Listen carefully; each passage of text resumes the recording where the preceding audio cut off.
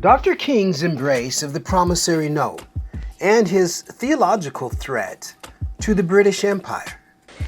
I have a dream that one day this nation will rise up and live out the true meaning of its creed. We hold these truths to be self-evident, that all men are created equal. By the time of Dr. King's emergence, the U.S. had been going astray for some time.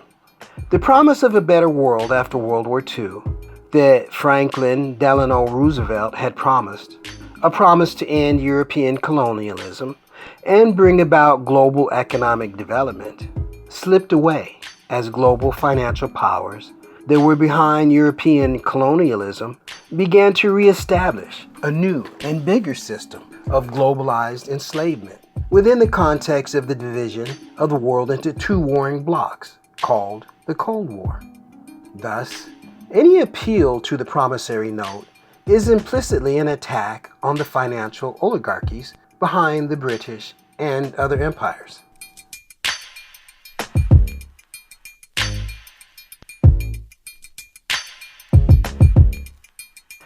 The synchronicity of Dr. King's theological views with the Declaration of Independence is what most probably resulted in Dr. King's famous reference to the foundation of the U.S. as being the Promissory Note that the Civil Rights Movement was collecting on.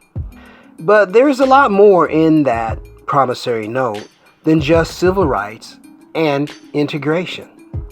Because of this, the Civil Rights Movement, anchored in an anti-liberal conception of God and man, led by Dr. King, was bound to come into conflict with powerful financial and economic interests which, while supportive of integration for their own profit, of gaining access to the economic markets of so-called Black America, would be opposed to the fundamental challenge to a corrupt and globally exploitative economic system that a concept of a just and loving God would create. This is especially important. Philosophy and theology do matter, and very few seem to make that connection. As long as Dr. King was contained, or kept himself contained within the narrow confines of merely integration, and did not begin to challenge American society on the deeper implications of the Promissory Note, the integration of blacks into the larger white society was ultimately merely the integration of one class of slaves into what was becoming another class of slaves, such that all would be slaves. But would Dr. King, a true believer in Platonic Christian theology, that there is a loving God, that the arc of history always bends toward justice, accept such a containment?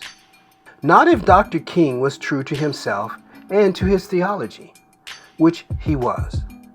A liberal would never do such a thing.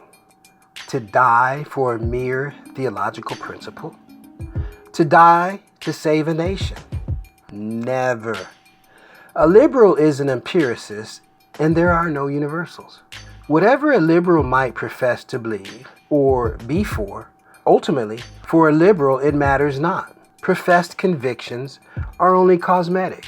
There is only the material, empirical self. Dr. King's theology and philosophical views as practiced made Dr. King a grave threat to the imperial establishment.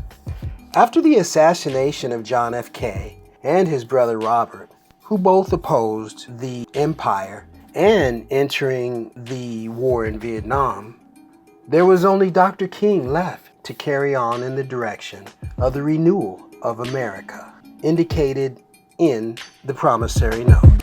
And so we've come here today to dramatize a shameful condition.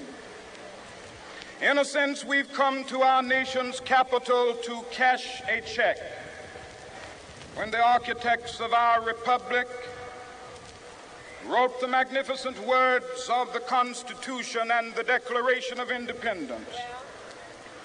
They were signing a promissory note to which every American was to fall heir. This note was a promise that all men, yes, black men as well as white men, would be guaranteed the unalienable rights of life, liberty, and the pursuit of happiness.